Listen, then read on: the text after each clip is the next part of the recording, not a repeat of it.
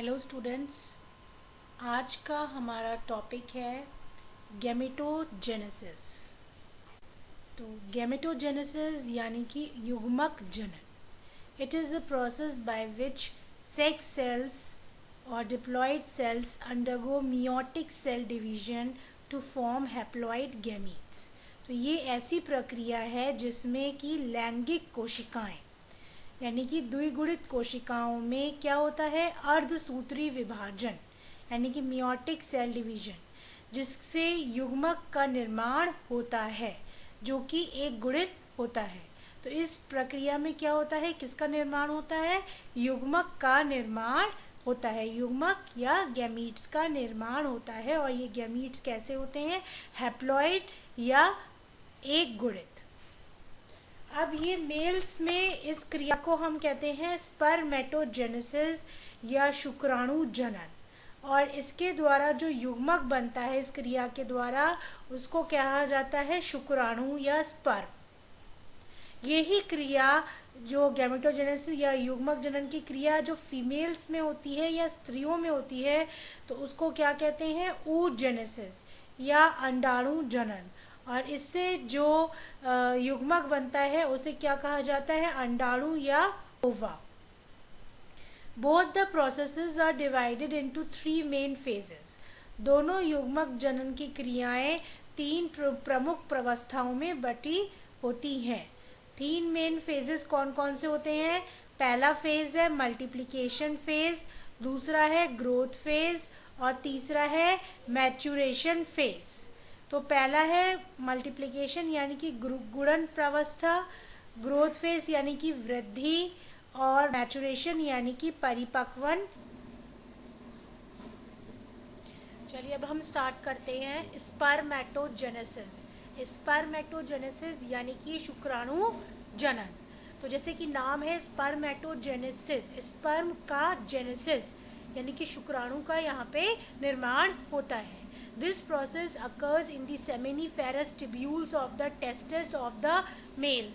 ये कहाँ होती है, seminiferous tubules of the testes, testes के seminiferous tubules में होती है, यानी कि पुरुषों के वृषणों की शुक्रजन नलिकाओं में।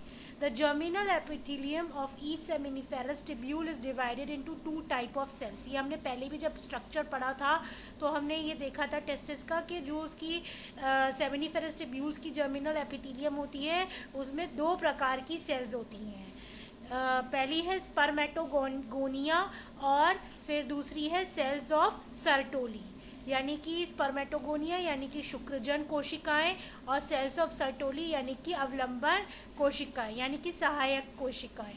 अब हम इन्हीं के बारे में डिटेल पढ़ेंगे कि कौन फेजेस में डिवाइडेड कैसे होता है। पहला है मल्टीप्लिकेशन फेज यानी कि गुणन अवस्था।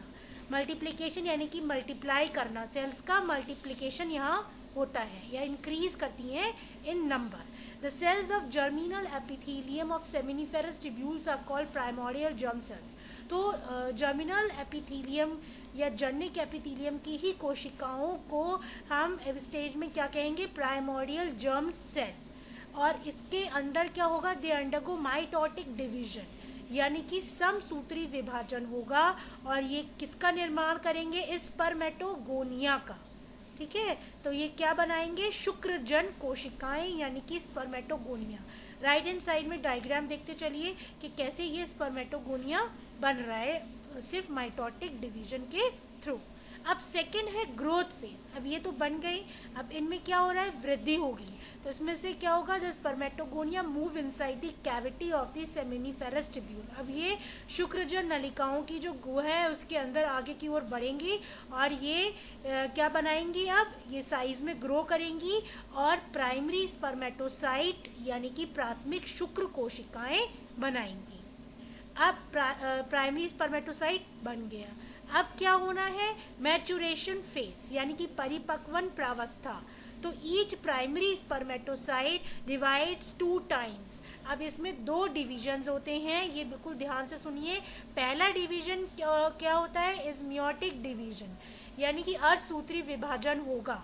और प्राइमरी स्पर्मेटोसाइट जो होगी वो 2 डॉटर सेल्स में डिवाइड हो जाएगी, उनको हम क्या कहेंगे, सेकेंडरी स्पर्मेटोसाइट। अब इस सेकेंडरी स्पर्मेटोसाइट में क्या होगा, सेकेंड मैचुरेशन डिवीजन होगा जो कि माइटोसिस होगा। ये सेकेंड मैचुरेशन डिवीजन क्या होगा, माइटोसिस। और ये क्या फॉर्म करेगा, 4 स्पर्मेटिड्स। अब आप डायग्राम में देखिए कि सेकेंडरी स्पर्मेटोसाइट क्या बना रहा है, स्पर्मेटिड, जो कि गोलाकार कोशिकाएं ही हैं। प्रत्येक प्राथमिक शुक्र कोशिका 2 बार विभाजित होती है। पहला अर्धसूत्री होता है जिससे क्या बनता है, सेकेंडरी स्पर्मेटोसाइट यानी कि द्वितीयक स्पर्मेटोसाइट बनता है। फिर इसके बाद क्या होगा, दूसरा विभाजन समसूत्री जिससे पूर्व शुक्राणु या स्पर्मेटिड बनेंगे और गुणसूत्रों की संख्या इसमें आधी रह जाती है। अब ये जो स्पर्मेटिड बन गए हैं, इनको स्पर्म में चेंज होने के लिए जो प्रक्रिया होगी वो हम आगे डिस्कस करते हैं। तो ये आपका स्पर्मेटोजेनेसिस की प्रक्रिया थी। अब हम करेंगे स्पर्मियोजेनेसिस, स्पर्मेटिड का स्पर्म में कन्वर्जन। जो हैं वो स्पर्म बने और इस प्रक्रिया को क्या कहेंगे, स्पर्मियोजेनेसिस यानी कि शुक्र कायांतरण। It is the final stage of spermatogenesis and each spermatid formed has to undergo changes to form the sperm which takes part in the sexual union। तो sexual union में spermatid नहीं बल्कि sperm भाग लेता है और sperm बनने के लिए उसमें कुछ changes होते हैं। तो ये चेंजेस क्या होते हैं ये अब हम आगे पढ़ेंगे। ये जैसे कि अंतिम स्टेज है, अब इसमें क्या होगा कि राउंड शेप्ड स्पर्मेटिड एक लंबे स्पर्म में परिवर्तित हो जाएगा। इस प्रक्रिया में गोल सा स्पर्मेटिड एक लंबे एवं पतले शुक्राणु में बदल रहा है। अब आप देखिए यहाँ पे लेफ्ट हैंड साइड में शुक्राणु की संरचना जो कि बहुत इंपॉर्टेंट है, इसका डायग्राम आप अच्छे से कॉपी में इसको ड्रॉ कीजिएगा। एक पार्ट नीटली लेबल्ड होना चाहिए।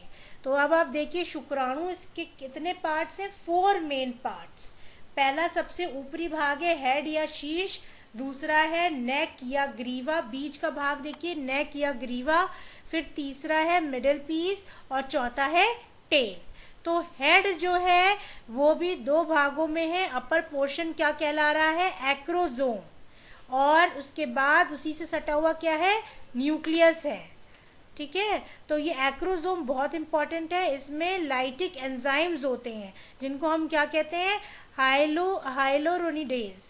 ठीक है, हाइलोरोनिडेज नाम के एंजाइम्स होते हैं जो कि लाइटिक एंजाइम्स होते हैं। और ये पूरा जो होता है ये प्लाज्मा मेम्ब्रेन से कवर्ड होता है। फिर आपका नेक है, नेक में क्या होता है, सेंट्रियोल, जो कि बहुत ही इम्पोर्टेंट पार्ट है। इसमें प्रॉक्सिमल सेंट्रियोल यानी कि अग्रज सेंट्रियोल या तारक केंद्र होता है।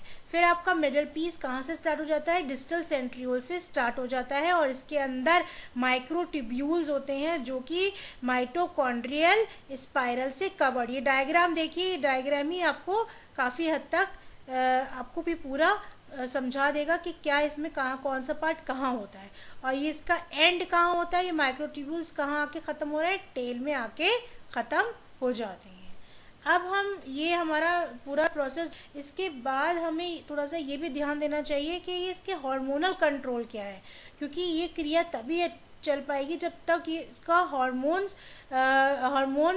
जो हैं वो काम करेंगे, तभी ये क्रिया आसानी से होगी। तो इसमें क्या कौन कौन से हार्मोन्स हैं ये हम ध्यान दें कि जब प्यूबर्टी होती है उस स्टेज पे, प्यूबर्टी के टाइम पे जो हाइपोथैलेमस, ब्रेन का जो हाइपोथैलेमस भाग है उसमें किसका सिक्रीशन बढ़ जाता है, GnRH यानी कि गोनाडोट्रोपिन रिलीजिंग हार्मोन का सिक्रीशन एकदम से बढ़ जाता है। और वो क्या करता है, एंटीरियर पिट्यूटरी को स्टिमुलेट करता है। जो एंटीरियर पिट्यूटरी ग्लैंड होता है वो स्टिमुलेट हो जाता है और वो 2 तरह के हार्मोन सिक्रीट करता है, LH एंड FSH। LH यानी कि luteinizing hormone, LH luteinizing hormone, और FSH क्या है, फॉलिकल स्टिमुलेटिंग हार्मोन। अब ये LH जैसे नाम है, L से याद रहेगा, लीडिंग सेल्स पे एक्ट करता है और FSH किस पे से एक्ट करता है, सर्टोली सेल्स पे। अब ये LH हम देखते हैं पहले, लीडिंग सेल पे एक्ट करेगा और ये क्या करेगा, stimulates the synthesis and secretion of androgens. और एंड्रोजेंस क्या करेंगे, स्टिमुलेट करेंगे कौन सी प्रोसेस को, स्पर्मेटोजेनेसिस को।